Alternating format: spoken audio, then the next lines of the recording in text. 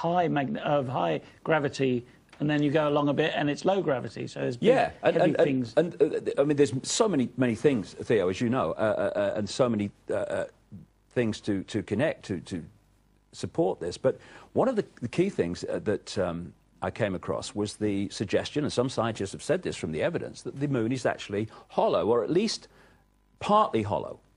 And so I was putting all this together, and then I read or rang the oracle, Credo Mutwa, the official historian of the Zulu nation.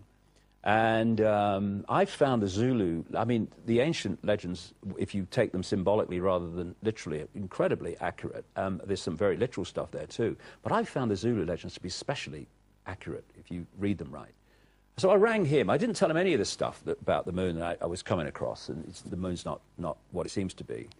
And I just said to him, can you tell me any Zulu legends about the moon? Oh, yes, he said, and off he goes. He said, we say the moon is an egg. Now, some anthropologists say the moon's an egg, primitive people. Why does it say the moon's an egg? Symbolism. They say that the moon is an egg because it was hollowed out and rolled across the heavens to the earth, quote, hundreds of generations ago, led by two brothers, Wawani and Umpanku, who had scaly skin like a fish, quote, and that they were known as the Water Brothers. Now, of course, this is South Africa, this is Zulu land. But you go then to Suma, and you've got the Anunnaki, the two brothers, Enlil and Enki, in their culture. And at least Enki was very much associated with water, and they were symbolized in many ways as fish gods. So what you find is, although they use different names, the same thing keeps coming up. And they say, this is very significant too, that when the moon came, it caused catastrophe on Earth. And of course, look at the moon. Never mind what I'm going to talk about in a minute, what time, the moon matrix, which I see is manipulating human perception. But just the physical fact it's there, it fundamentally affects the tides, it affects the angle that the Earth is at, it affects the spin, therefore it creates the seasons. David, it fundamentally affects our hormonal... We're going to go for another break Another break. Oh, we're going to open the door now and get some air conditioning on in the break. To David Icke, please do so now. With the word edge and in your text. See you very soon. Welcome back to my special guest, David Icke, and me on the edge. I got that wrong, didn't I?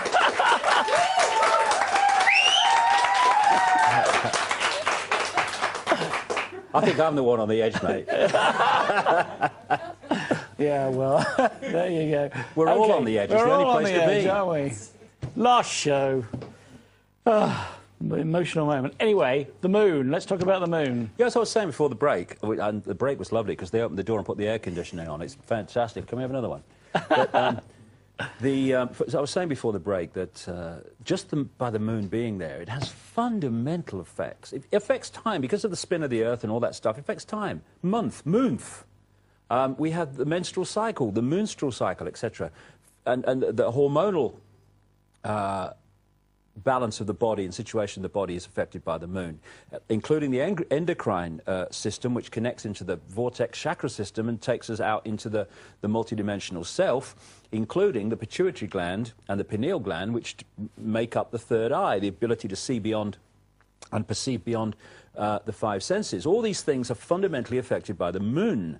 And when you think that the foundation of the conspiracy, as I've said earlier today, is to disconnect us from higher levels of awareness, other multidimensional levels of self, and hold us in the five senses, because then they gotcha.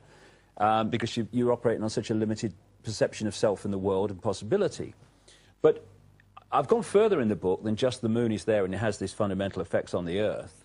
And I've said that we are, in effect, being subjected to what I call the moon matrix. And just to explain some background here, what I'm saying is that the black holes, they've said there's a black hole at the center of this galaxy. It seems to be that there's a suggestion that they have black holes at the center of every galaxy. And what I'm saying is that the black holes vibrate a frequency, the base frequency of this reality. And that frequency, depending on what it is, triggers the suns to elicit and project photon information, photon encoded information, which we then decode into this reality. That's basically the waveform vibrational level, the metaphysical universe, is manifests itself in the form of these photons, which are information. And then through the vibrational, the five senses, through the electrical, through the digital, into the holographic, we manifest that information here. It's, in effect, exactly the same principle, Theo, as the wireless internet, whereby if I had a computer now, it would have no wires connecting it to anything, but if there's wireless internet in this studio, that computer would pull out of the unseen, purely information, a whole collective global reality that we call the World Wide Web. And if I went on it here or in South Africa or America or Australia, it would be the same collective reality. That is the reality that we are decoding from this photon information. And of course, through the meridian lines of the body is photon energy. What's going through the meridian lines, the ley lines of the Earth grid, photon energy. It's information. So, and this base vibration coming out of the black holes is not static. It goes through a cycle. It goes through a cycle, and then it comes back to the start, basically. And as it goes through the cycle, it's changing the information that is being elicited by the suns in the form of photons, and therefore changing the information we're decoding. And it's this process that takes us through the epochs of what the Indian culture calls yugas, and the Mayans talked about the cyclic nature of time, where we go through different periods of experience. There are times like what they call the golden age of great expansion and openness and connection, and there's other times when it's much more suppressed and limited. And these are different opportunities for infinite awareness to experience different situations. And what I'm saying is that the moon, as in effect, hacked in, excuse me, to that structure that I've talked about.